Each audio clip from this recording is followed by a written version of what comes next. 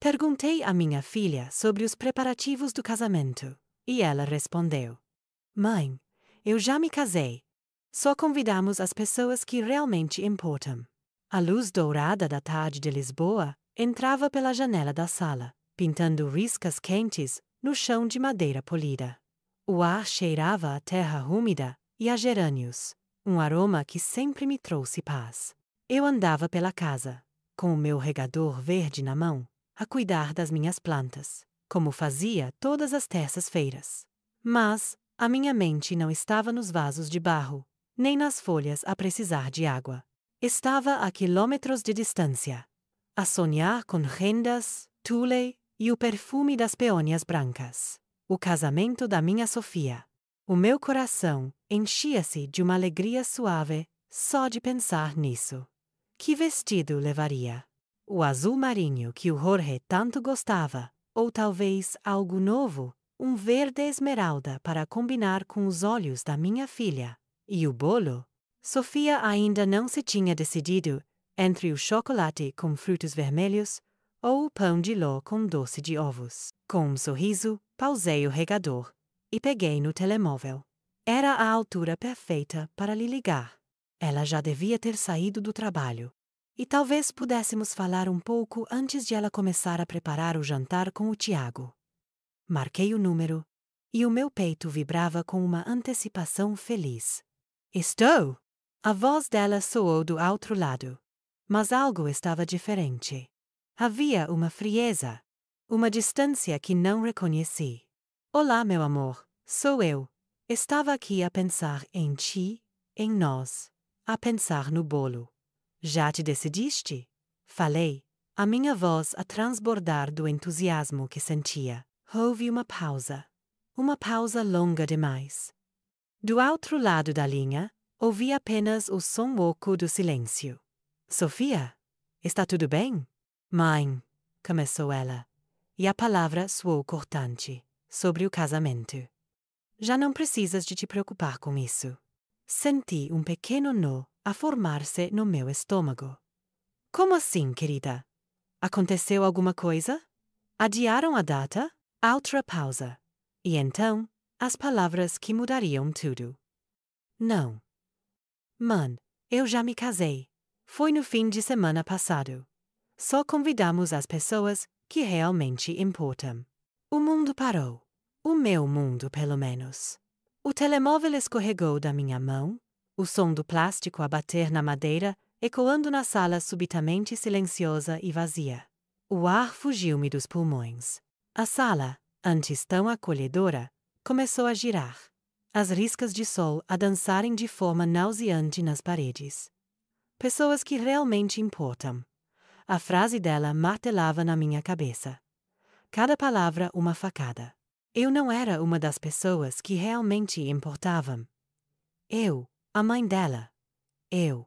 Não sei quanto tempo fiquei ali, no chão frio da sala, a olhar para o telemóvel como se fosse um objeto estranho, vindo de outro planeta.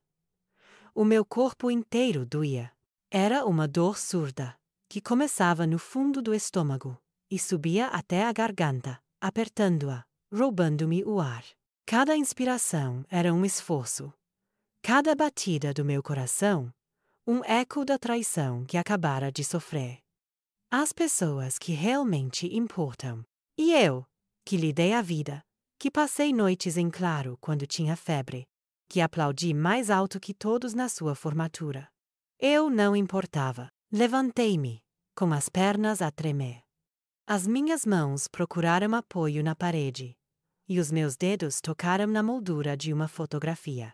Era a Sofia, com 7 anos, na escola, com um sorriso que mostrava a falta de um dente da frente. Tinha o cabelo cheio de ganchos coloridos que eu lhe tinha posto nessa manhã. Lembro-me do cheiro do seu shampoo de morango, da sua mãozinha a agarrar a minha com força à porta da escola. Onde estava essa menina? O que lhe aconteceu? Continuei a vaguear pela casa como um fantasma, passando pela nossa história de vida pendurada nas paredes. Ali estava ela, uma adolescente de pele beijada pelo sol e cabelo salgado, a rir para a câmara na praia de Cascais. Lembro-me desse dia. Tinha sido um domingo perfeito, com bolas de Berlim e castelos na areia. Jorge tinha ensinado a mergulhar. E o seu grito de alegria, misturado com medo, ainda ressoava nos meus ouvidos. Como é que aquela gargalhada cheia de vida se transformou no silêncio frio que ouvi ao telefone? Na estante da sala, a foto da formatura. Sofia, com a beca e o cabelo, a segurar o diploma com um orgulho que era nosso, tanto dela como meu e do pai. Os seus olhos brilhavam com promessas, com um futuro inteiro pela frente. Um futuro do qual eu sempre pensei que faria parte. Agora, ao olhar para aquela fotografia, via uma estranha. Uma mulher que tomou a decisão mais importante da sua vida e me excluiu dela, como se eu fosse uma nota de rodapé esquecida na sua história. A chave rodou na fechadura e a porta abriu-se. Era o Jorge. O sol já se tinha posto.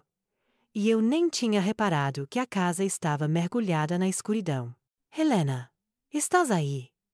Por que é que está tudo às escuras?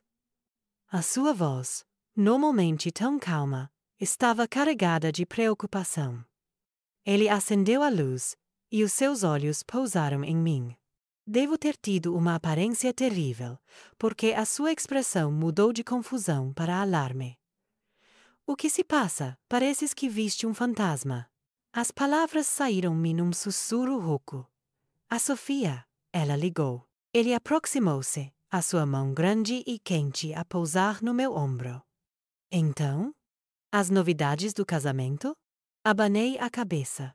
E as lágrimas que segurei, durante horas finalmente começaram a cair. Quentes e silenciosas. Não há novidades, Jorge. Não há casamento para planear. Respirei fundo. Ela, já se casou. Vi a confusão no rosto dele, a dar lugar à incredulidade. E depois, a uma raiva fria que nunca lhe tinha visto antes. O quê? Como assim já se casou? Sem nos dizer nada? Sem nós? A sua voz subiu de tom. Como é que ela nos fez isto, Helena? A raiva dele era um espelho da minha dor. Mas algo dentro de mim, um instinto de mãe, que se recusa a morrer, ergueu-se para a proteger. A culpa não é dela, Jorge, disse eu, com a voz embargada. Eu sei que não é. Alguém lhe meteu ideias na cabeça. Foi ele. Foi o Tiago. A noite que se seguiu foi a mais longa da minha vida. Deitámo-nos na cama, mas o sono não veio.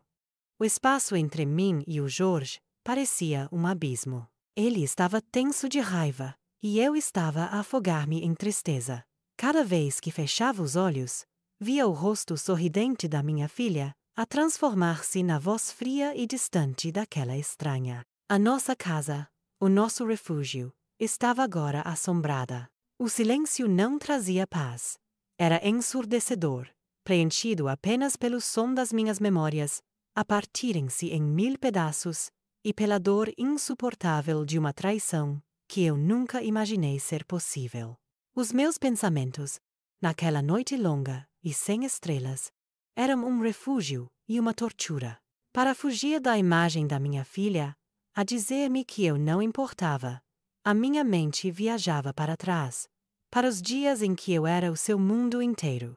Lembrei-me das nossas tardes de sábado, a percorrer as ruas da Baixa, de braço dado. Entrávamos e saíamos das lojas, a rir enquanto ela experimentava vestidos que eram demasiado ousados, e eu fingia estar chocada. Partilhávamos segredos sentadas num banco do quiado, com o som do elétrico 28 a passar ao fundo, enquanto comíamos um pastel de nata, sempre um para as duas, porque o melhor era a cumplicidade do gesto. E os almoços de domingo? Ah, os almoços de domingo! A nossa casa enchia-se com o barulho feliz da família. O cheiro do assado do Jorge a misturar-se com o som das gargalhadas dos meus sobrinhos. Sofia era a primeira a chegar e a última a sair. Ajudava-me a pôr a mesa, roubava azeitonas da taça antes do tempo e contava as novidades da sua semana, a sua voz a sobrepor-se à de todos os outros. Ela era o sol à volta do qual a nossa família girava. Vibrante, presente, nossa. E foi num desses almoços que o sol começou a ser eclipsado. Lembro-me do dia em que ela o trouxe para conhecer. O Tiago. Ele entrou na nossa casa como se estivesse a entrar num palco. Vestia uma camisa impecavelmente passada a ferro e uns sapatos que brilhavam tanto que pareciam nunca ter pisado um passeio. O seu sorriso era largo, perfeito, mas não chegava aos olhos. Foi a primeira coisa que notei. Havia algo de ensaiado nele, de polido demais para o caos barulhento da nossa família. Mas ele disse todas as coisas certas. Helena, este bacalhau à Brás está divino.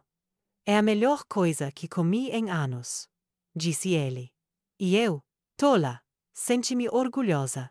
Sentou-se ao lado do Jorge e falou sobre mercados financeiros e investimentos, usando termos que o meu marido compreendia, fazendo-o sentir-se respeitado. Para a Sofia, ele era a personificação do encanto. Puxava-lhe a cadeira, sussurrava-lhe coisas ao ouvido, que a faziam rir, e olhava para ela com uma intensidade que, na altura, confundi com amor. Roger, sei que era posse. As mudanças em Sofia foram súbitas, insidiosas como uma maré lenta. Começou com pequenas críticas disfarçadas de observações. Mãe, não achas que estes almoços são um bocado caóticos? O Tiago está habituado a ambientes mais calmos. Eu ria-me e dizia: meu amor, isto é uma família portuguesa, não uma reunião de administração. Mas ela não se ria comigo.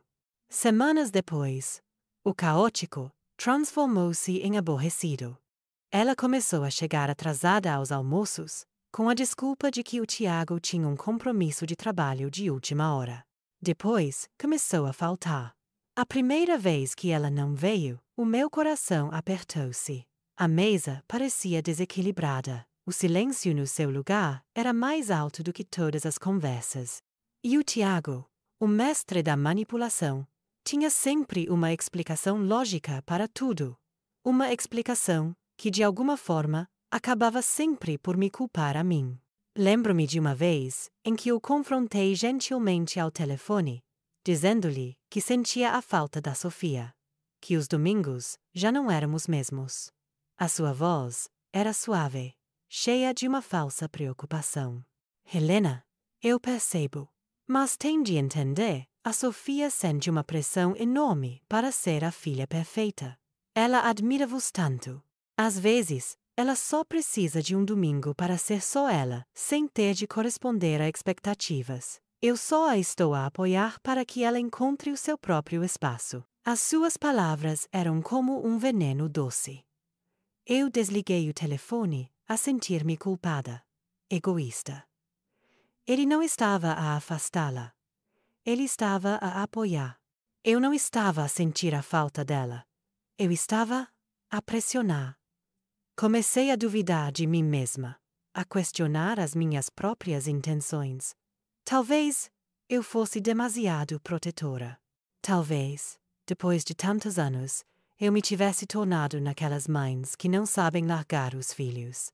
Comecei a ver-me através dos olhos dele, antiquada, controladora, uma relíquia de um tempo que já não se encaixava na vida moderna e sofisticada que ele estava a construir para minha filha. E foi assim, com lisonjas e explicações lógicas, que ele construiu um muro entre mim e a minha Sofia, tijolo por tijolo, e eu, sem saber, ainda lhe ia passando as pedras. O Tiago não era um vilão óbvio. Os vilões óbvios são fáceis de identificar. Eles gritam, ameaçam, são abertamente cruéis. O Tiago era pior. Ele era um arquiteto de realidades, um engenheiro de emoções. A sua arma mais poderosa era a subtileza, e a sua arte era o gaslighting, uma palavra que eu só vim a compreender muito mais tarde, quando já era tarde demais. Ele nunca disse a Sofia que eu era uma má mãe. Pelo contrário, ele elogiava-me à frente dela, para depois, em privado, plantar as sementes da dúvida com uma perícia cirúrgica. Lembro-me de uma vez em que a Sofia apanhou uma gripe forte. Liguei-lhe 2 vezes num dia para saber se precisava de alguma coisa, se queria que lhe levasse uma canja. Nessa noite, mais tarde, ela ligou-me de volta, a sua voz tensa. Mãe, o Tiago tem razão. Eu sei que te preocupas, mas tens de parar de me tratar como uma criança. Fiquei sem palavras. Eu só queria cuidar dela. Mais tarde, imaginei a conversa que eles devem ter tido. A voz dele, suave e razoável. Amor, a tua mãe não percebe que tu és uma mulher adulta? Ela não confia que tu consigas tratar de ti mesma. O amor dela é incrível, mas às vezes sufoca, não achas? Ele transformava o meu cuidado em controlo, o meu amor em desconfiança. O mesmo método foi usado com as amizades dela. A Ana, a sua melhor amiga desde a faculdade, começou a notar o controlo de Tiago e alertou-a. Depois desse dia, a Sofia chegou a casa a chorar, e o Tiago estava lá para consolar, para reinterpretar a realidade. Vês, meu amor? Imagino-o a dizer, a acariciar-lhe o cabelo. A Ana não te apoia como eu. Ela tem inveja da nossa ligação, do que estamos a construir. Ninguém entende o que nós temos. E assim, uma a uma, as amizades foram cortadas, não com discussões, mas com um distanciamento gradual. Ele não a proibia de ver os amigos. Ele simplesmente tornava o mundo deles dois tão especial, tão único, que todos os outros pareciam pálidos e desinteressantes em comparação. A frase dele era sempre a mesma: somos nós contra o mundo. Ele repetia-a como um mantra. E na bolha que ele criou, esta frase não soava a isolamento, soava a romance. Eles deixaram de ir aos jantares de grupo, de sair à noite. As noites deles eram passadas em casa, a ver séries, a planear um futuro que, segundo ele, só os dois compreendiam verdadeiramente. Ele vendeu-lhe a ideia de que o amor deles era tão profundo que não precisava de mais ninguém.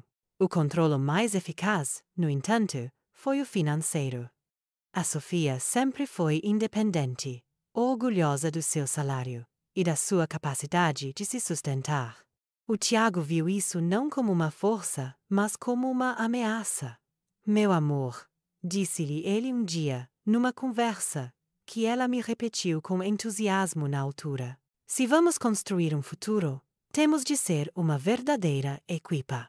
Vamos juntar tudo numa só conta, para os nossos objetivos, para nossa casa. Parecia tão romântico, tão adulto. Ele tratou de toda a papelada, claro. Configurou o acesso online para te facilitar a vida, disse ele.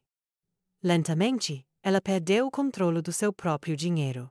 As transferências tornaram-se automáticas. As faturas eram pagas por ele. De repente, a minha filha, que nunca pediu nada a ninguém, começou a ligar-me. Mãe, podes emprestar-me 50 euros até ao fim do mês? Não quero estar a incomodar o Tiago com coisas pequenas. Coisas pequenas. O seu próprio dinheiro tinha se tornado numa coisa pequena que exigia a permissão dele. Tudo nele era uma fachada, uma obsessão pela imagem e pelo estatuto. Ele falava constantemente do seu portfólio de investimentos, dos seus contactos importantes, do carro de luxo que era essencial para a sua imagem profissional.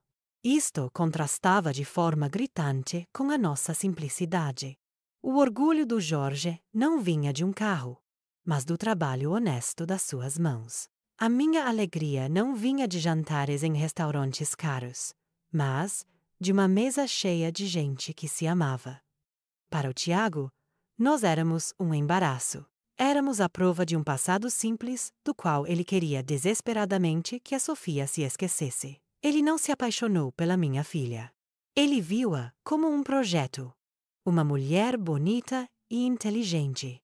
vinda de uma família estável, que ele podia moldar e refazer à sua imagem. E o mais doloroso de tudo é que durante muito tempo eu deixei que a escuridão dele me convencesse de que a minha própria luz era o problema. A clareza que vem depois da devastação é uma coisa terrível.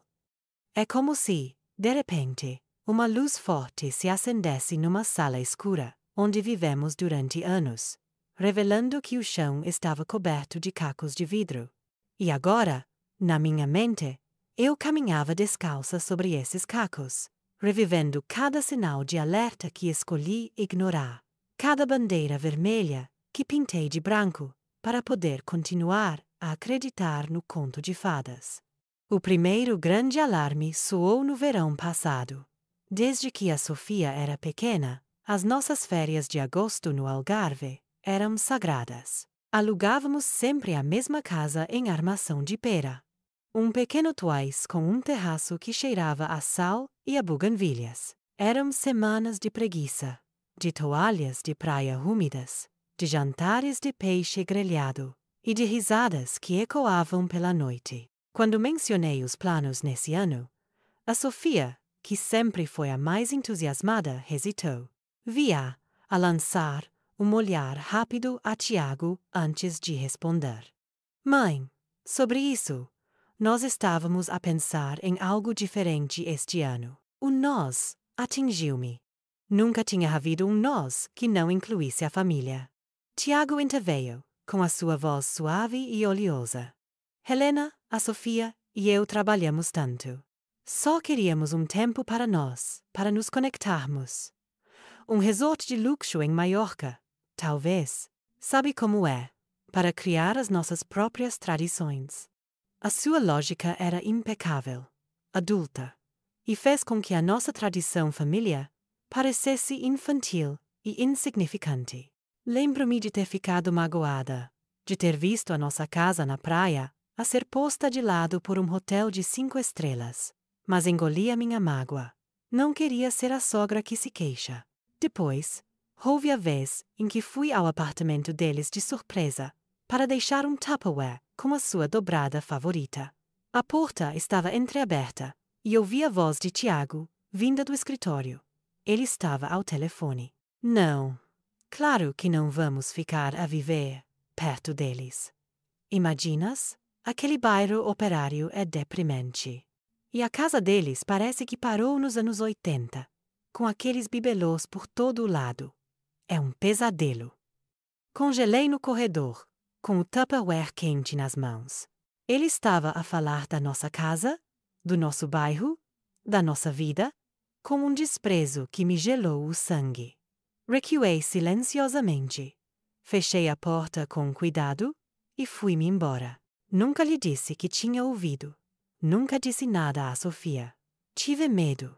Tive um medo terrível de que, se o confrontasse, ela o escolheria a ele. E a minha filha. A minha filha estava a desaparecer à frente dos meus olhos. Ficava mais magra a cada mês, com umas olheiras que a maquilhagem já não conseguia esconder. A sua risada, antes tão fácil e contagiante, tornou-se rara e forçada. Estava sempre ansiosa, a verificar o telemóvel a cada 5 minutos, a dar desculpas para tudo. Mas quando eu, com o coração nas mãos, lhe perguntava se estava bem, ela erguia uma parede. Mãe, para com isso. Eu estou ótima. Nunca estive tão feliz. O Tiago trata-me como uma rainha. A felicidade dela tornou-se numa performance. Uma linha de texto que ela repetia para me manter à distância, para se convencer a si mesma. E ele tratava-a como uma rainha. Se ser rainha significasse prisioneira numa gaiola dourada. Os presentes eram constantes e extravagantes. Uma mala de designer depois de uma pequena discussão. Um fim de semana surpresa em Paris, depois de ela ter chorado por sentir falta dos amigos. Uma pulseira de diamantes na semana em que ela mencionou que talvez devesse procurar outro emprego. Na altura, eu, como todos os outros, vi aquilo como generosidade. Hoje, vejo os presentes como eram na realidade. algemas. Cada presente era um pagamento pelo seu silêncio, uma recompensa pela sua lealdade, um suborno para que ela esquecesse um pouco mais de si mesma. E a culpa? Essa é a minha companheira constante nestas noites. A culpa por ter visto tudo isto e não ter feito nada. Cada fibra do meu ser me dizia que algo estava errado, mas eu silenciei os meus instintos. Tinha tanto medo de me tornar, na sogra intrometida, a figura de piada em tantos jantares de amigos. Tinha tanto medo de empurrar a Sofia para mais longe, que a deixei afundar. A minha inação não foi por falta de amor. Foi por um amor cobarde. Um amor que escolheu uma paz frágil, em vez de uma guerra necessária. E agora, a paz que eu tanto quis preservar, explodiu em 1000 pedaços. E a guerra chegou na mesma, só que encontrou-nos completamente desprevenidos e já derrotados. Os primeiros dias foram um nevoeiro de dor. Mal comia, mal dormia. O Jorge tentava animar-me, mas as suas palavras perdiam-se na apatia que se tinha instalado em mim. A casa estava silenciosa. O telefone não tocava. Era como se a Sofia, e com ela toda a cor do nosso mundo, tivesse simplesmente desaparecido. Mas ao quarto dia, algo mudou. Acordei, e o buraco no meu peito ainda lá estava, mas já não era um vazio. Estava preenchido por algo novo, algo duro e frio como gelo. A raiva. A tristeza tinha-me paralisado, mas a raiva deu-me um propósito. Passei o dia a limpar a casa com uma fúria contida, a esfregar o chão como se pudesse arrancar a mancha da traição, a arrumar os armários como se pudesse pôr em ordem o caos que sentia por dentro. E enquanto limpava, pensava. Pensava no tom de voz da Sofia, na sua hesitação. Pensava no sorriso polido de Tiago, nos seus elogios vazios, no seu controlo disfarçado de cuidado. Nessa noite, quando Jorge chegou, eu estava sentada à mesa da cozinha, no escuro, à espera dele. Ele olhou para mim, provavelmente à espera de encontrar a mulher desfeita dos dias anteriores. Mas viu algo diferente nos meus olhos. Ela não fez isto sozinha, Jorge, disse eu, e a minha voz saiu firme, sem um único tremor. Ele manipulou-a. Ele tirou-nos a nossa filha. O Jorge suspirou. Um som pesado de alívio e confirmação. Ele sentou-se à minha frente, as suas mãos grandes a cobrirem as minhas sobre a mesa fria. Eu sei, Helena. Eu sei. Eu nunca confiei naquele tipo, desde o primeiro dia. Havia algo nele. Algo que não era certo. Mas eu não queria ser o pai ciumento. O velho desconfiado. As palavras dele foram como uma bálsamo. Eu não estava louca. Ele também tinha visto. A nossa conversa, pela primeira vez em dias, já não era sobre a dor que a Sofia nos tinha causado. As perguntas mudaram. Já não era, por que é que ela nos fez isto? Era, o que é que ele esconde? Já não era, onde é que nós falhamos? Era, qual é o verdadeiro objetivo dele? Isto não é sobre um casamento secreto, disse o Jorge, a sua voz baixa e séria. Isto é sobre controlo.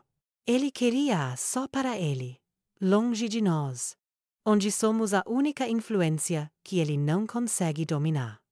Mas tem de haver mais alguma coisa. A verdade das suas palavras atingiu-me com força.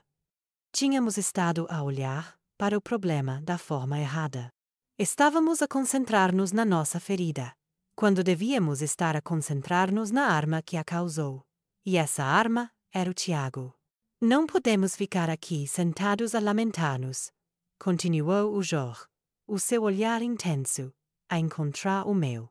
Não podemos ficar a ver a nossa filha a ser destruída por dentro por um homem que, claramente, não a ama de verdade. O amor não isola, Helena.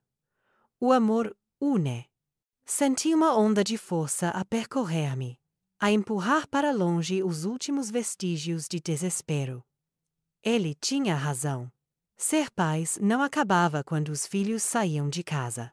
Às vezes, ser pais era lutar por eles, mesmo quando eles não sabiam que precisavam de ser salvos.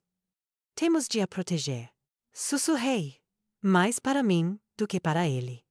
Mesmo que ela nos odeie por isso. Sim, disse ele, apertando a minha mão.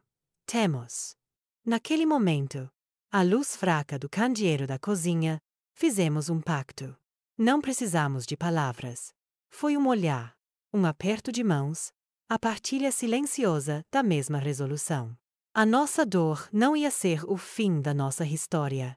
Ia ser o início da nossa luta. Íamos descobrir quem era o verdadeiro Tiago. Íamos desenterrar todos os segredos que ele escondia. A decisão estava tomada. Íamos investigar o homem que roubou a nossa filha. A fase do luto tinha acabado. A fase da guerra tinha começado. Transformamos a nossa casa num quartel-general secreto. Durante o dia, éramos um casal a tentar lidar com uma dor familiar. O Jorge ia para o seu escritório de carpintaria, e eu ia ao supermercado, forçando sorrisos aos vizinhos. Mas à noite, a nossa sala de estar convertia-se num centro de investigação. O Jorge, com a sua mente metódica, sentava-se na sua poltrona com um bloco de notas e o telefone, enquanto eu me instalava em frente ao computador, com os dedos a voarem sobre o teclado, mergulhando no labirinto digital da vida de Tiago. O Jorge começou pelos seus contactos. Ele era um homem respeitado no seu ramo, com uma rede de amigos e conhecidos que se estendia por décadas. Com o pretexto de estar a considerar uma parceria de negócios, começou a fazer perguntas discretas. Conheces um jovem chamado Tiago Antunes? Sim, do setor financeiro. O que me podes dizer sobre ele? As primeiras respostas eram vagas, superficiais. Parece um tipo inteligente, muito ambicioso. Ninguém parecia conhecer-lo verdadeiramente. Enquanto isso, a minha caça era mais pessoal. Tornei-me uma arqueóloga de redes sociais. Passei horas infindáveis a percorrer perfis antigos, a analisar listas de amigos, a examinar fotografias em que ele tinha sido identificado há 10 anos. Ele era cuidadoso. O seu perfil atual era uma montra imaculada de sucesso e felicidade ao lado da minha filha.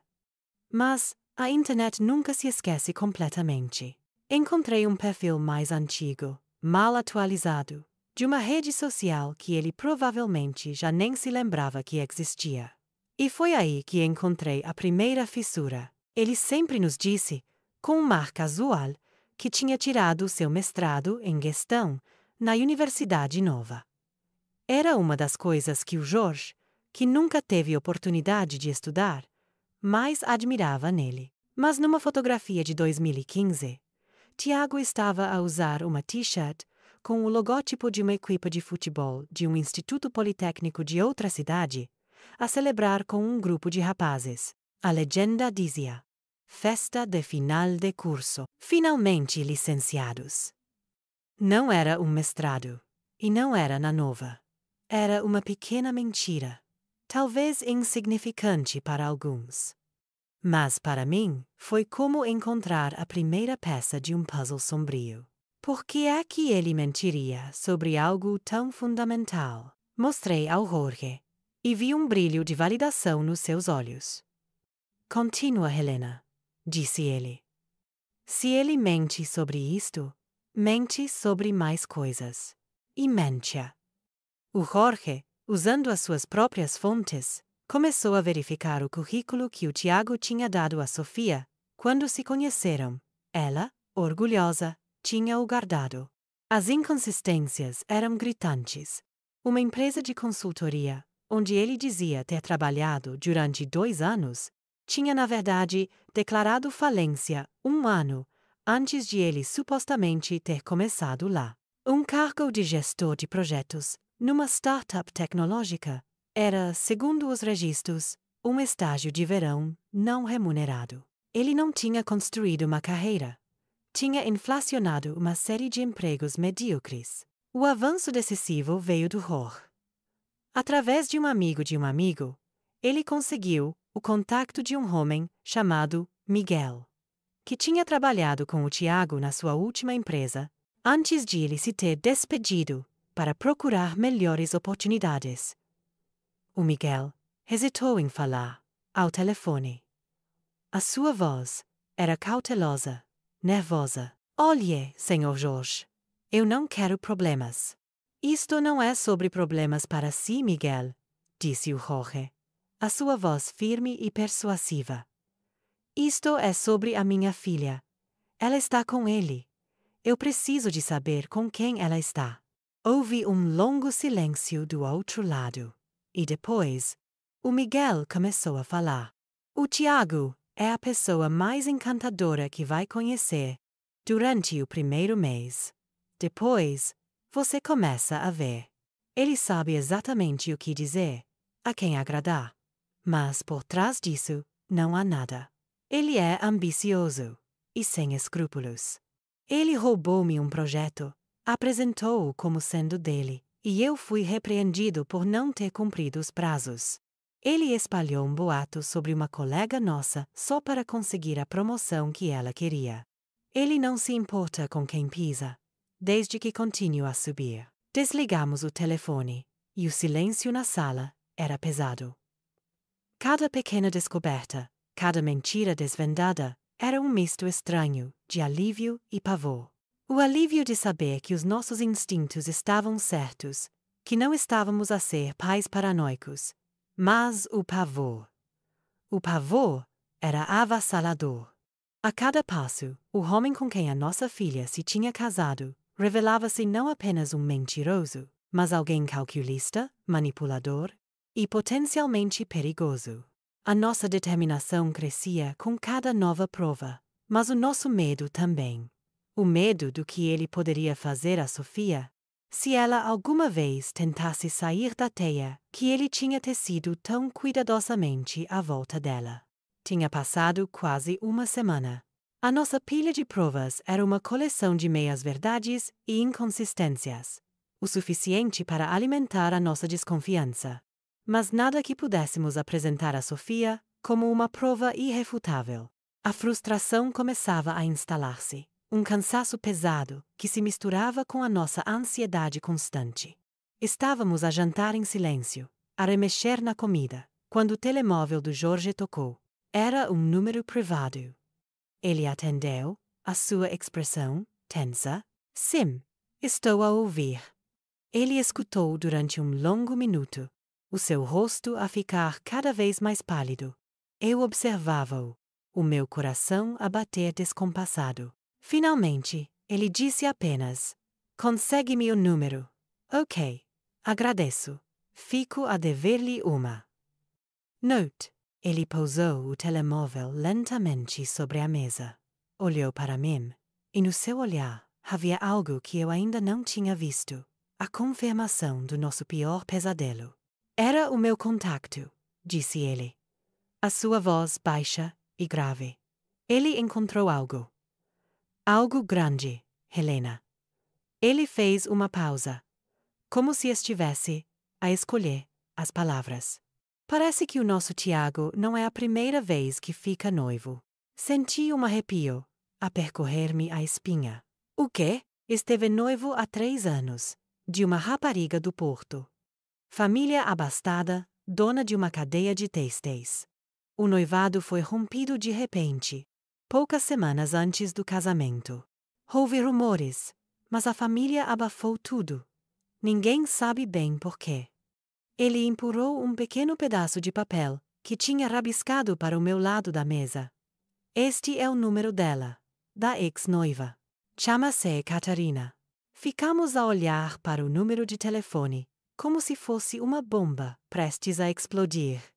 Ligar para aquela mulher era cruzar uma linha, era mergulhar de cabeça no passado sombrio de Tiago. Era assustador. Mas recuar era impensável.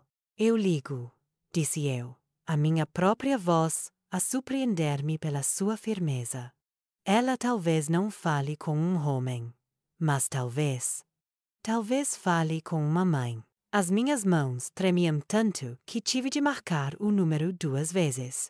O telefone chamou 1, 2, 3 vezes.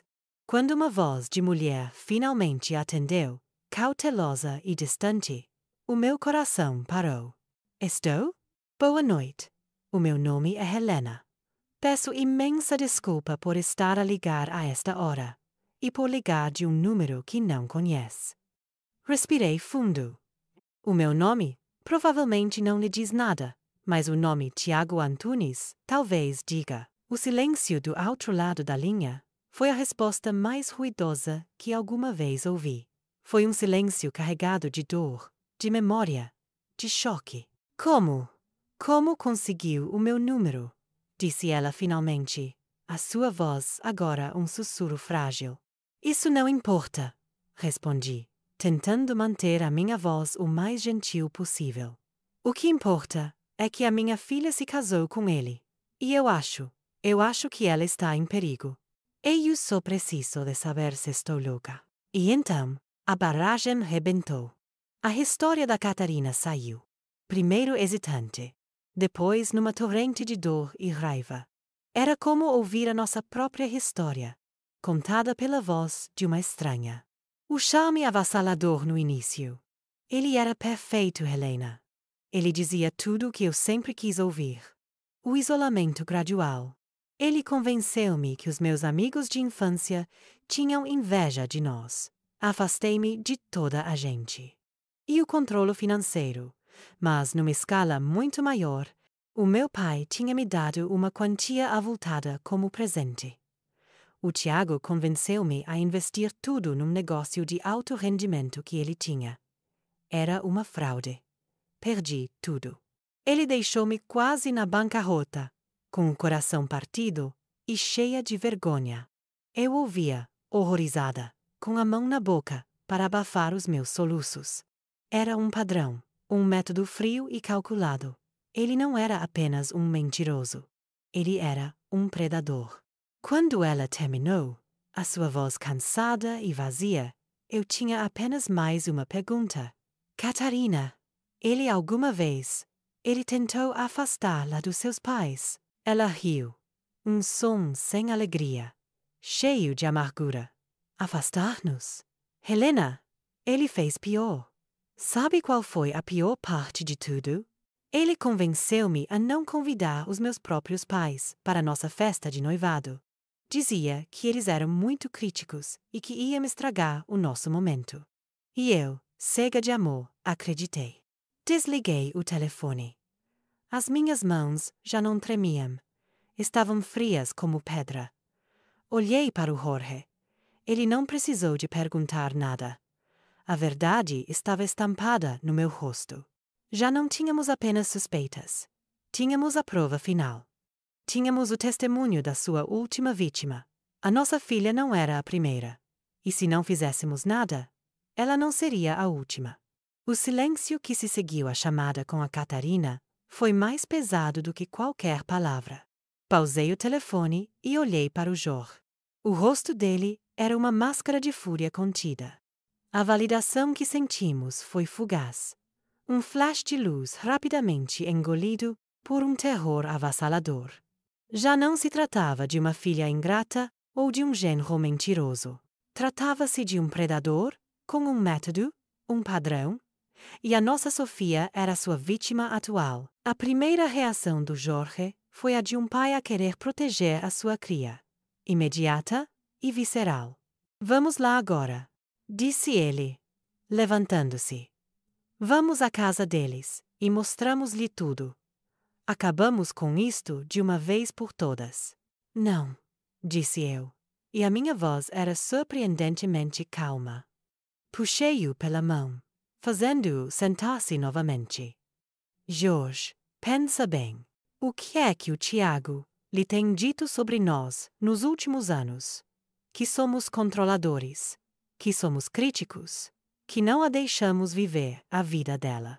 Ele olhou para mim, a raiva a dar lugar à compreensão dolorosa. Se aparecermos à porta dela à noite, continuei, a acenar com papéis e acusações sobre uma ex-noiva de quem ela nunca ouviu falar, não vamos parecer pais preocupados. Vamos parecer exatamente os monstros que ele pintou. Só vamos provar que ele tem razão. E ela? Ela vai defender o marido dela. E nós vamos perdê-la, Jorge. Desta vez, para sempre. A derrota no rosto do meu marido era palpável. Ele sentou-se, passando as mãos pelo cabelo. Então o que fazemos, Helena? Ficamos aqui, à espera que ele a destrua, como fez com a outra rapariga. Não, disse eu. A minha mente a trabalhar furiosamente. A adrenalina, a sobrepor-se à dor. Não esperamos. Nós preparamos. Nós não vamos entrar no território dele. Nós vamos trazê-lo para o nosso. O Jorge olhou para mim, confuso. Como? Vamos convidá-los para jantar, aqui. Para jantar? Estás a brincar? Eu não consigo estar na mesma sala que ele sem lhe partir a cara. Vais conseguir, afirmei. A minha voz a não admitir outra possibilidade. Porque não vai ser um jantar de confronto. Vai ser um jantar de paz. Vi a dúvida nos seus olhos e apressei-me a explicar. Vamos ligar-lhes. Vamos dizer-lhes que pensamos melhor. Que amamos e que, se ela está feliz, nós aceitamos. Vamos dizer-lhes que o casamento deles foi um choque, mas que o amor de pais está acima disso. Eles nunca vão acreditar nisso, disse o Jorge, cético. A Sofia vai querer acreditar. E o Tiago? O ego dele não o vai deixar recusar. Para ele, vai ser a vitória final. Os sogros antiquados finalmente a rastejarem, a admitirem a derrota. Ele não vai resistir à oportunidade de esfregar isso na nossa cara. Respirei fundo. A parte mais difícil do plano a formar-se nos meus lábios. E vamos dizer-lhes que temos um presente de casamento para lhes entregar. A ironia daquelas palavras pairou entre nós. O nosso presente. A verdade. O objetivo começou a tomar forma na nossa conversa. Não podíamos atacar. Não podíamos acusar. Tínhamos de ser calmos, metódicos.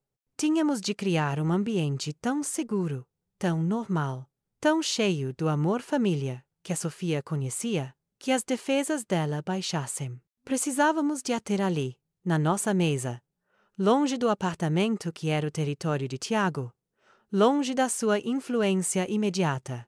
Precisávamos de 1 hora, apenas 1 hora, para lhe apresentar os factos de forma inegável, não como uma acusação, mas como uma preocupação.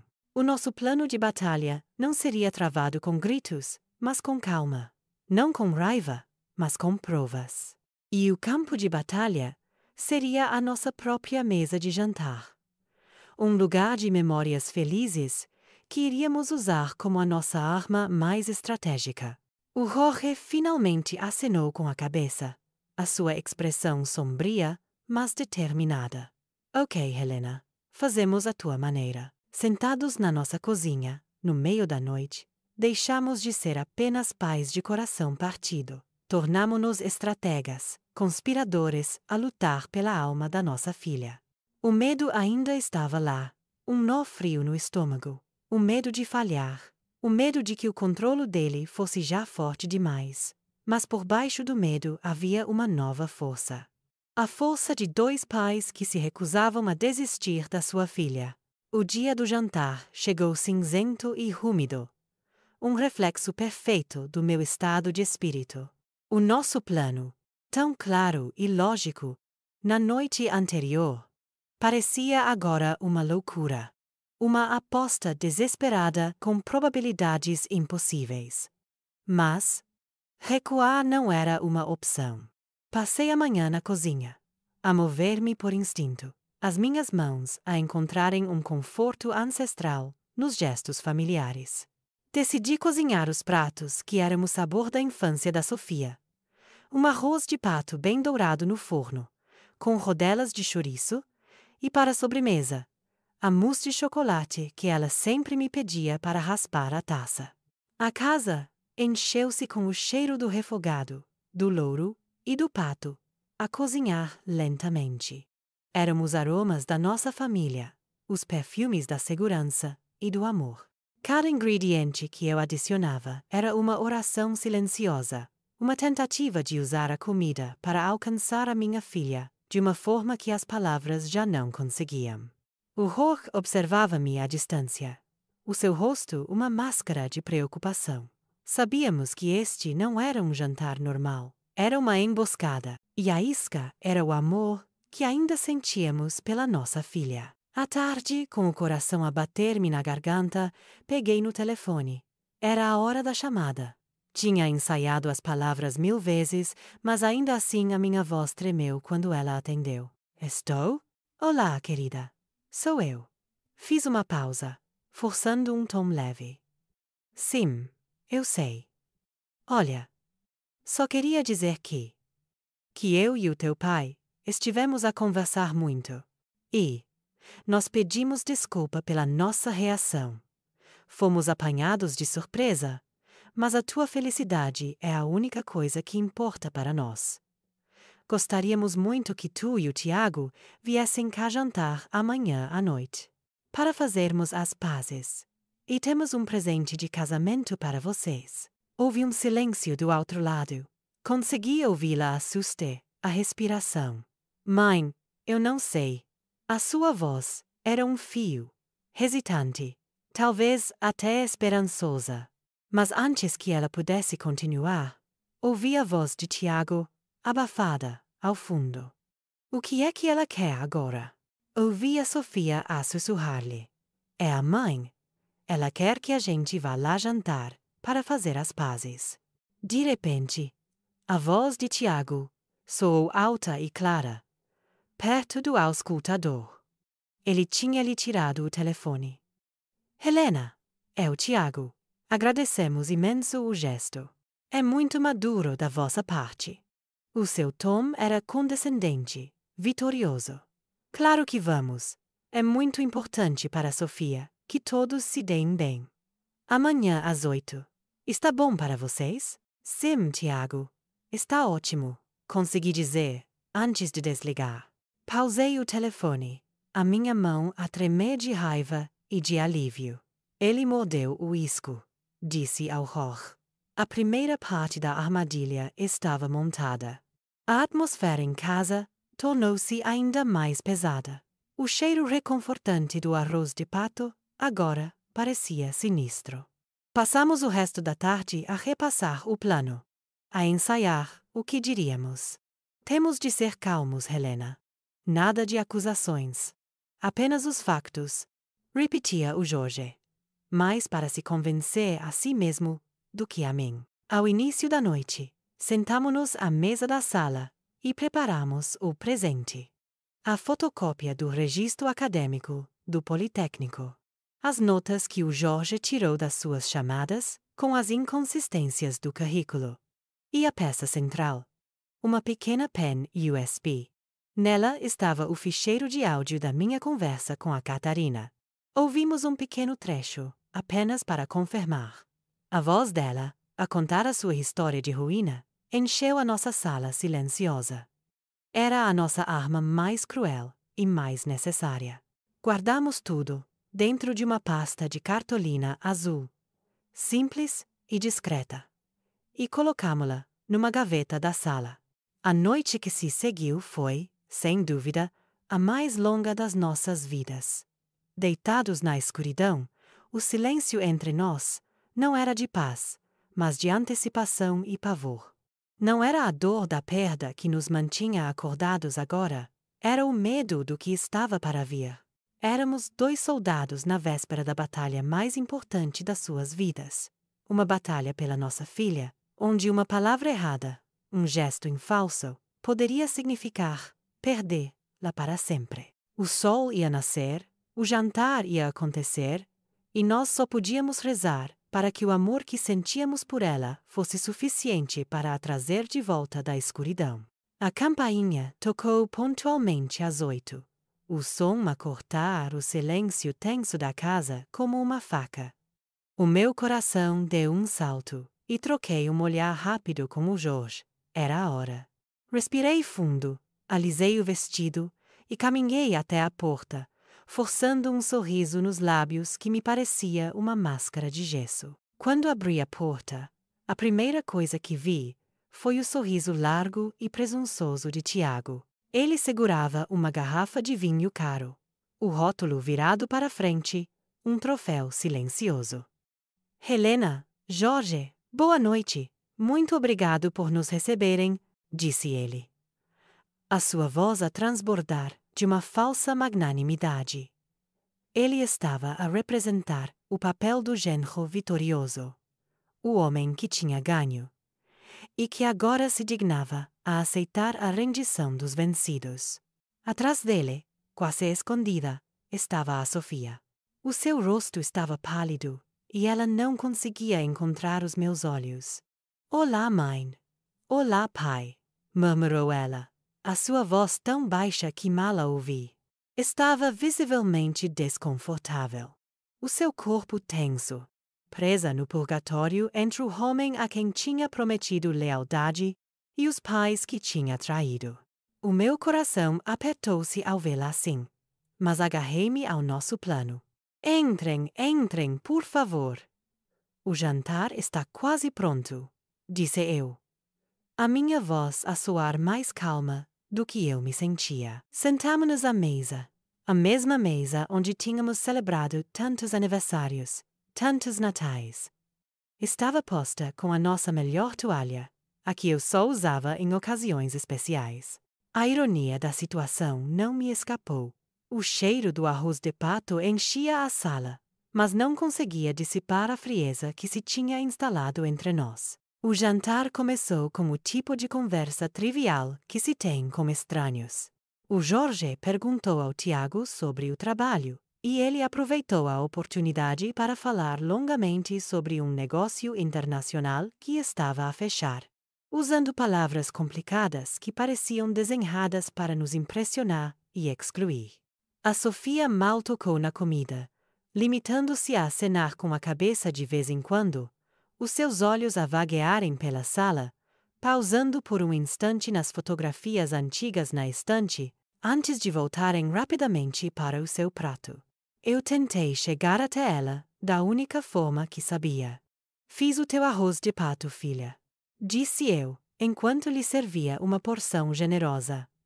Lembrei-me de como gostavas quando eras pequena, sempre a pedir para ficar com a parte mais estaladiça. Por uma fração de segundo, vi um brilho nos seus olhos.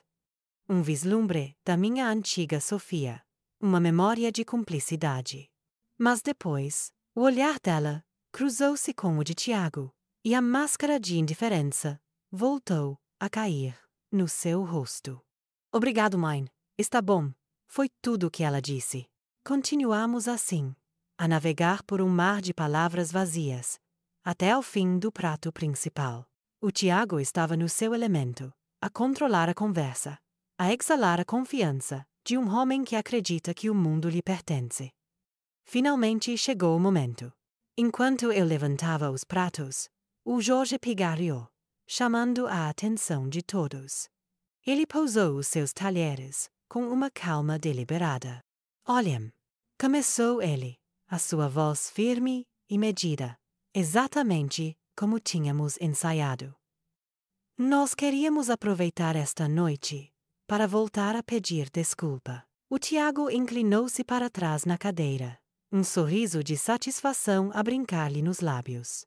A notícia do vosso casamento, continuou o Jorge, apanhou-nos completamente de surpresa. E, temos de admitir, reagimos mal. Fomos egoístas. Sim, acrescentei eu, sentando-me novamente. O que importa, no fim de contas, é que a Sofia esteja feliz. E nós? Nós aceitamos a vossa decisão. Queremos fazer parte da vossa vida, da forma que vocês nos permitirem. A Sofia olhou para mim, os seus olhos a encherem-se de lágrimas de alívio. Ela queria acreditar naquilo. Precisava de acreditar. Mãe, começou ela, mas o Jorge levantou uma mão. Ainda não acabamos, disse ele, com um sorriso suave. E como prova de que estamos a ser sinceros, temos um presente de casamento para vocês. O sorriso do Tiago alargou-se. Ele pensava que era dinheiro, eu podia ver nos seus olhos. Uma transferência bancária, um cheque, o prêmio final da sua conquista. A Sofia olhava para nós, a sua expressão uma mistura de gratidão e surpresa. O Jorge levantou-se lentamente e caminhou até a gaveta do aparador, na sala de estar. O som dos seus passos a ecoar no silêncio expectante. A tempestade estava prestes a arrebentar. O Jorge regressou à mesa e pousou a pasta de cartolina azul no centro, entre o cesto do pão e os copos de vinho. O som suave do cartão a tocar na toalha foi o único ruído na sala. Este é o nosso presente, disse ele, a sua voz calma e nivelada. É a verdade. O Tiago soltou uma gargalhada, mas o som foi forçado, agudo. Os seus olhos, no entanto, não sorriam. Dardejavam entre a pasta e o rosto do Jorge, traindo um nervosismo que ele tentava desesperadamente esconder. A verdade? Que dramático! Disse ele, a tentar recuperar o controlo através do escárnio. O que é isso? A escritura da casa que nos vão oferecer? O Jorge não respondeu à provocação. Abriu a pasta com uma lentidão deliberada. A primeira folha que tirou foi uma impressão da página do Instituto Politécnico. Ele deslizou-a pela mesa até ficar em frente ao Tiago. Tiago, tu sempre nos disseste que tiraste o teu mestrado em gestão na Universidade Nova. É uma instituição excelente. A voz do Jorge era factual, como se estivesse a ler um relatório. Mas parece que, na verdade, foi uma licenciatura num politécnico. Uma boa escola também, claro. Mas por que mentir sobre uma coisa destas? O sorriso do Tiago vacilou. Ele olhou para o papel. Isso é ridículo! É um pormenor, não tem importância nenhuma. Estava a simplificar a história. A simplificar, repetiu o Jorge pegando noutra folha. Talvez também estivesses a simplificar quando disseste a Sofia que trabalhaste 2 anos na FWD Consultores. Segundo os registros comerciais, a empresa declarou falência 1 ano antes da data em que tu supostamente começaste lá. A cor começou a fugir do rosto de Tiago. Ele endireitou-se na cadeira, a sua postura a tornar-se agressiva. Mas o que é isto? Um interrogatório. O que é que vocês andaram a fazer? A investigar-me nas minhas costas? Ele virou-se para a Sofia, a sua voz a subir de tom, a procurar a sua aliada. Sofia, estás a ver isto? A Sofia olhava de um para o outro. O seu rosto uma máscara de confusão e angústia. Pai, mãe, por favor, parem com isto, disse ela, a sua voz a tremer. Por que é que estão a fazer isto? O que é que o Tiago vos fez? Ela queria defender o homem que amava, mas as provas estavam ali, a preto e branco, na nossa mesa de jantar. O nosso problema não é o teu currículo, Tiago, disse eu, a falar pela primeira vez desde que a confrontação começou. O nosso problema é o teu padrão de comportamento. O nosso problema é a Catarina. Ao ouvir o nome, o Tiago estremeceu como se tivesse levado um choque elétrico. Toda a cor desapareceu do seu rosto. O pânico, puro e descontrolado, brilhou nos seus olhos por um instante, antes de ele conseguir mascarar-lo com raiva. Catarina? Perguntou a Sofia, virando-se para ele. Quem é a Catarina, Tiago? Foi nesse momento que ele explodiu. Levantou-se de um salto, a sua cadeira, a arrastar-se ruidosamente no chão. A sua voz era agora alta, cheia de uma indignação fabricada. Estão a ver, Sofia? Eu avisei que eles iam fazer isto. Ele apontou um dedo trêmulo na nossa direção. Eles não suportam ver-te feliz. Não suportam que tenhas encontrado alguém que te ponha em primeiro lugar. Foram desenterrar uma ex-namorada qualquer, provavelmente uma maluca, para inventar histórias e nos separar. Eles querem controlar-te, como sempre fizeram. A Sofia encolheu-se, completamente dividida, as lágrimas a brotarem-lhe nos olhos. Ela olhou para nós, depois para ele, a sua lealdade a ser rasgada em duas direções. Ele estava a jogar a sua última e mais poderosa cartada: transformar a verdade num ataque e fazer dela a vítima ao seu lado. Mas eu estava preparada para isso. Com uma calma que não sentia, peguei na pequena pen USB que estava dentro da pasta. Tinha trazido uma pequena coluna de som portátil para ouvirmos um pouco de música durante o café e tinha-a deixado no aparador. Fui buscá-la, liguei a pen e coloquei-a no centro da mesa. Acho que a Sofia merece ouvir a verdade, disse eu, a minha voz a cortar o discurso furioso do Tiago. Não da nossa boca, Tiago. E certamente não da tua, mas da boca da mulher que tu destruíste antes de tentares destruir a nossa filha. E carreguei no play. A sala encheu-se com a voz clara e triste de outra mulher. A voz da Catarina. No início era hesitante, mas depois foi ganhando força à medida que contava a sua história. E era a história da Sofia. O charme, as promessas, o isolamento dos amigos, as críticas subtis à família. E depois, a parte financeira, a herança perdida, a ruína, a humilhação. A Sofia ouvia, paralisada.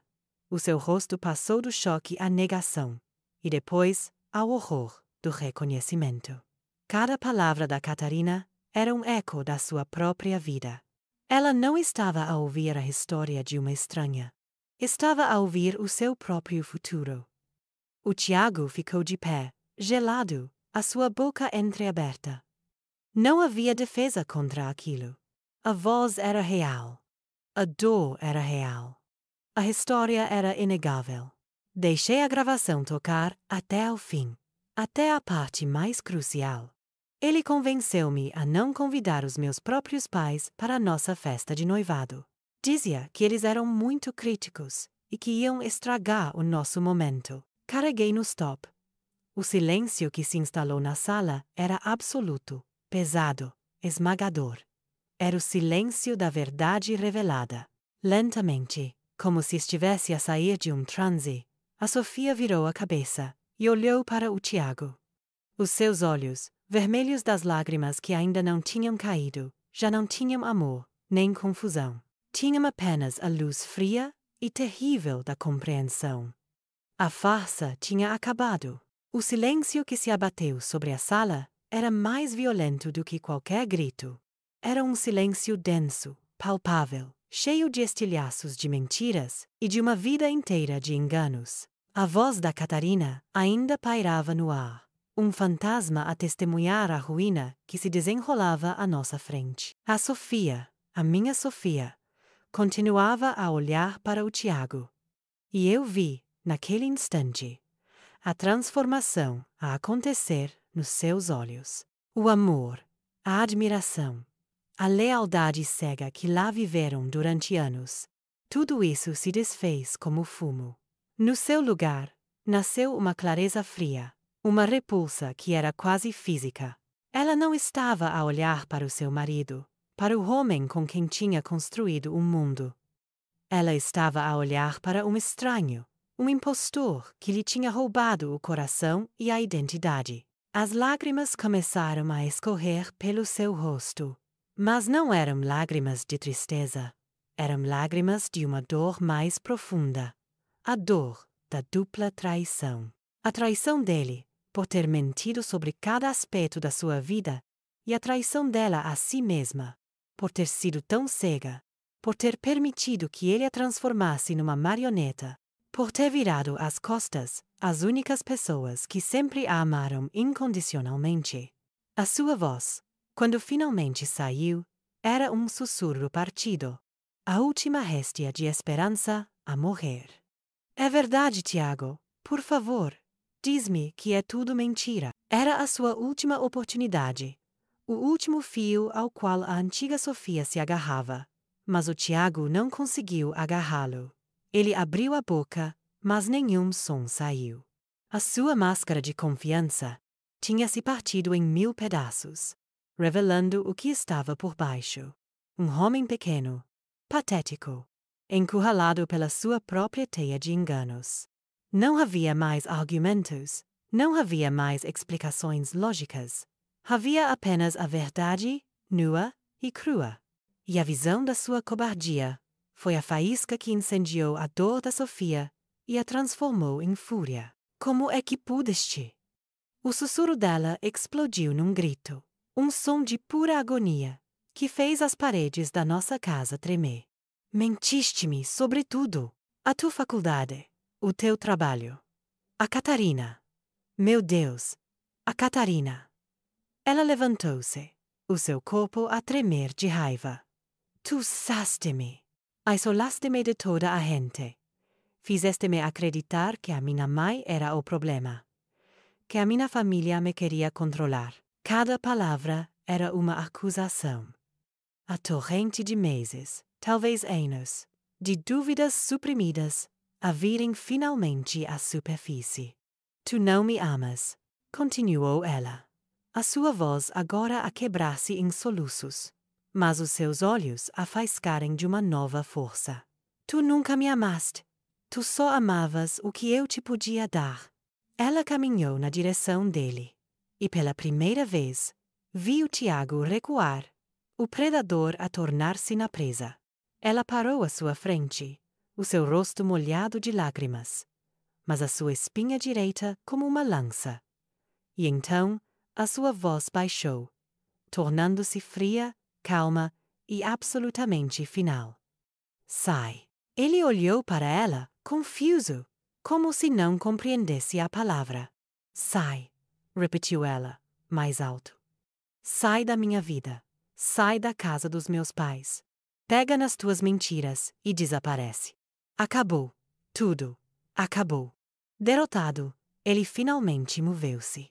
Ele olhou para nós, um último olhar, cheio de ódio, o seu rosto contorcido numa máscara de humilhação. Vais te arrepender disto, Sofia. Sibilou ele. As suas palavras agora vazias, sem qualquer poder. Vais voltar a rastejar para mim, e eu não vou estar lá. Ninguém respondeu. O Jorge e eu ficamos imóveis, a testemunhar a nossa filha, a reclamar a sua vida de volta. O Tiago agarrou no seu casaco e foi até a porta. O som da porta da frente a bater ecoou pela casa, um som definitivo, como um ponto final numa história terrível. No instante em que ele desapareceu, a força que tinha sustentado a Sofia abandonou-a. As suas pernas cederam. Ela olhou para nós, os seus pais, as pessoas que ela tinha magoado, e a enormidade de tudo o que tinha acontecido abateu-se sobre ela. O seu rosto desfez-se numa expressão de pura dor infantil. E então ela desabou. Eu corri para ela, amparando-a antes que caísse no chão. Ela agarrou-se a mim, a soluçar convulsivamente contra o meu ombro, o seu corpo a ser sacudido pela dor. Oh, mãe, desculpa, desculpa. E ali, no meio da nossa sala de estar, com os destroços de um jantar e de uma vida espalhados à nossa volta, eu abracei a minha filha. A minha filha tinha voltado para casa, ferida, partida, mas finalmente tinha voltado. A noite em que o Tiago saiu da nossa casa não trouxe alívio, apenas um silêncio pesado, cheio de destroços. A explosão tinha acabado, e agora estávamos no meio das ruínas, a tentar perceber a extensão dos estragos. A Sofia ficou conosco. Instalou-se no seu antigo quarto de infância, um refúgio com paredes cor-de-rosa pálido e posters de bandas que já não ouvia. Nos primeiros dias, ela mal saía de lá.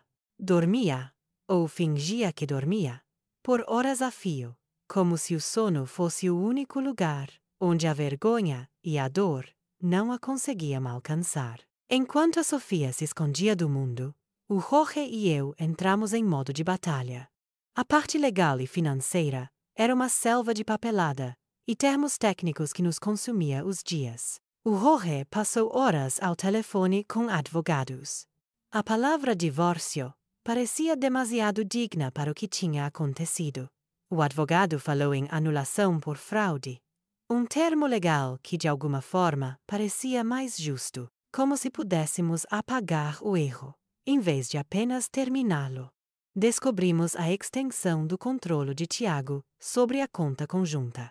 Ele tinha desviado economias da Sofia para os seus investimentos, que eram, na verdade, buracos para cobrir as suas próprias dívidas. Desfazer aquela teia financeira era um processo lento e humilhante. Uma lembrança constante de quão perto a nossa filha esteve da ruína total. Mas a batalha mais difícil não foi travada nos escritórios dos advogados, mas sim na nossa própria casa, nas conversas sussurradas que tínhamos na cozinha, tarde da noite. Foram conversas longas, hesitantes e dolorosas.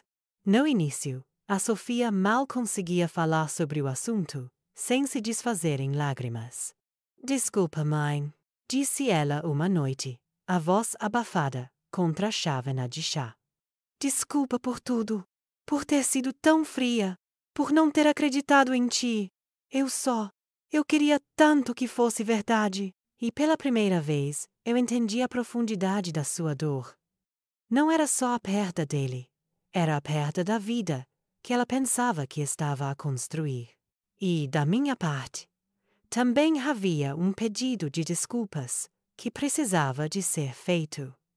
E tu desculpa-me a mim, filha, respondi, a minha própria voz a falhar, por ter visto sinais e não ter tido a coragem de lutar por ti mais cedo. Tive tanto medo de te perder que acabei por te deixar ir. Naquele momento, algo se quebrou entre nós. Não no mau sentido, mas como o gelo a partir-se na primavera. Começamos a curar-nos. Eu tive de fazer um esforço consciente para olhar para minha filha e ver não a jovem tola que tinha sido enganada, mas uma vítima de uma manipulação cruel e sofisticada. Tive de aceitar que o amor dela a tinha tornado vulnerável e que isso não era uma falha de caráter. Ela, por sua vez, teve de enfrentar a sua própria vergonha. Como é que eu pude ser tão estúpida, mãe? Tão cega? Perguntava ela repetidamente. E eu repetia, com toda a paciência do mundo: tu não foste estúpida. Tu foste confiante. Ele é que foi cruel. O resto da nossa família foi o nosso porto seguro. A minha irmã aparecia todos os dias com um bolo acabado de fazer, ou simplesmente para se sentar em silêncio ao lado da Sofia. Os primos dela levavam-na para dar passeios, falando sobre tudo menos sobre o Tiago, enchendo o silêncio com a normalidade de que ela tanto precisava. Não houve um único "eu bem te avisei", "va penas amor", um círculo de proteção que nos lembrava que, apesar da ruína, a nossa fundação ainda estava intacta. A cura acontecia em pequenos passos, quase imperceptíveis. A primeira vez que a convenci a vir dar uma caminhada comigo junto ao Tejo. Andamos durante 1 hora, em silêncio, apenas a observar a água, mas estávamos juntas. A primeira vez que fomos tomar um café, e ela falou sobre voltar ao trabalho, a sua voz ainda hesitante, mas com um vislumbre do futuro. E depois, umas semanas mais tarde, o milagre que eu tanto esperava. Estávamos a ver um filme antigo na televisão, uma comédia que ela adorava em criança. Numa cena particularmente tonta, ouvi um som ao meu lado, um pequeno riso, que ela tentou abafar. Olhei para ela e viu um sorriso. Não era um sorriso forçado, nem triste. Era um sorriso genuíno, que lhe iluminou os olhos por um segundo. Naquele momento, eu soube. O caminho seria longo. As cicatrizes demorariam a sarar. Mas a minha filha, a minha verdadeira Sofia, estava a começar a encontrar o caminho de volta. A primavera, depois do inverno mais longo das nossas vidas, estava finalmente a chegar. Passaram 6 meses. A vida não voltou ao normal, porque o normal que conhecíamos era uma ilusão frágil que se partiu. Em vez disso, construímos um novo normal, mais forte, mais consciente, assente nas fundações sólidas da verdade que tínhamos desenterrado. O processo legal contra o Tiago seguiu o seu curso, e embora as notícias nos chegassem, ele tornou-se uma figura distante, um fantasma de um passado que já não nos assombrava. Olhando para trás, vejo as lições que esta provação dolorosa me ensinou. A mais importante de todas é sobre o amor de uma mãe. Eu sempre pensei que amar incondicionalmente um filho era dar-lhe asas e vê-lo voar, mesmo que isso significasse vê-lo afastar-se. Mas aprendi que o amor incondicional, por vezes, assume uma forma mais feroz. Às vezes, é ser a rede que ampara uma queda que eles não veem, mesmo que eles lutem contra essa rede. É ter a coragem de lutar por eles, mesmo contra a vontade deles, quando sabemos que estão a caminhar para um precipício. E aprendi a nunca mais ignorar os meus instintos, aquele nó no estômago que nos avisa que algo está errado. É a sabedoria mais antiga que temos, e eu tinha-a silenciado por medo de ser quem era. Uma mãe que se preocupa. A Sofia, a minha filha, floresceu das cinzas da sua antiga vida. A mulher que emergiu daquela ruína era alguém que eu admirava profundamente. Voltou para o seu emprego, não de cabeça baixa, mas com uma nova determinação. Reconectou-se com os seus velhos amigos, pedindo desculpa pela sua ausência, e eles receberam-na de braços abertos. Assumiu o controle total das suas finanças, com uma atenção meticulosa, transformando a sua dor em sabedoria. Ela não se tornou amarga ou desconfiada, tornou-se sábia. As suas feridas tornaram-se na sua armadura.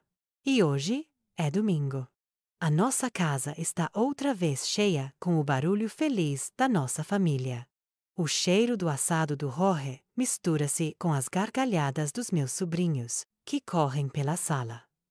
A mesa está posta, e não há lugares vazios. A Sofia está na cozinha, ao meu lado, a ajudar-me a temperar a salada. Ela move-se com uma leveza que não lhe via há anos. Mãe, achas que chega com este vinagre? Pergunta ela, estendendo-me a colher para eu provar. É um gesto pequeno, normal, mas para nós é tudo. É a cumplicidade de volta.